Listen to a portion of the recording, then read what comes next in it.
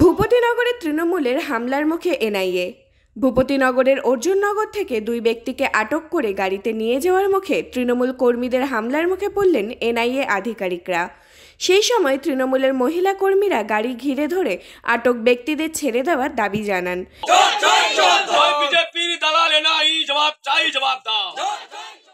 এমনকি গাড়িতে ইট ছোড়া হয়, গাড়ির কাচ ভাঙে। গাড়িতে থাকা এনআইএ দুই আধিকারিক আহত হন। তবে সঙ্গে কেন্দ্রীয় বাহিনী থাকায় আটক ব্যক্তিদের গাড়ি থেকে নামাতে পারেননি তৃণমূল কর্মীরা।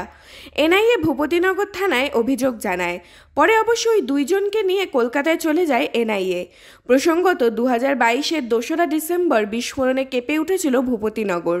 মৃত্যু হয়েছিল 3 জনের। তৃণমূলের বুথ সভাপতি ও তার ভাইদের বিরুদ্ধে বেআইনি বাজি কারবারের অভিযোগ উঠেছিল। আদালতের নির্দেশে সেই ঘটনার তদন্ত শুরু করে এনআইএ।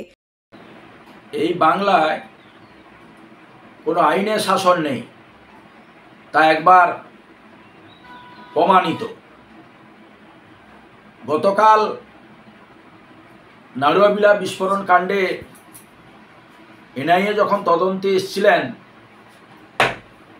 ঠিক সন্দেশখালির কায়দায় মায়েদেরকে সামনে রেখে ভুল বুঝিয়ে 500 টাকার লক্ষ্মী ভাণ্ডারের দেওয়ার নাম করে ডেকে এনে এনআইএ গাড়িকে আক্রমণ করা হয়েছে এবং এনআইএর অফিসাররা আক্রান্ত হয়েছে।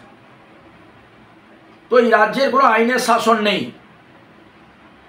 এটা হাইকোর্টের নির্দেশেই এই তদন্ত চলছে। গত মাসের শেষের দিকে তৃণমূলের 8 জনকে কলকাতার এনআইএ দফতরে তলব করা হয়েছিল, কিন্তু ভোটে ব্যস্ত থাকার কথা জানিয়ে কেউই হাজিরা দেননি। এদিন 2 জনকে গাড়িতে তুলে জিজ্ঞাসাবাদের জন্য নিয়ে যাওয়ার সময়ই হামলা হয়। পুলিশ সূত্রে জানা গিয়েছে, এনআইএর তরফে পুলিশের কাছে ফোর্স চাওয়া হয়েছিল। পুলিশ যাওয়ার আগেই কেন্দ্রীয় বাহিনীকে নিয়ে অর্জুননগর গ্রামে পৌঁছে যায় এনআইএ। তৃণমূলের দাবি, এলাকায় বিজেপির পায়ের নিচের মাটি তৈরি করতেই ভোটের মুখে এনআইএ অভিযানে নেমেছে।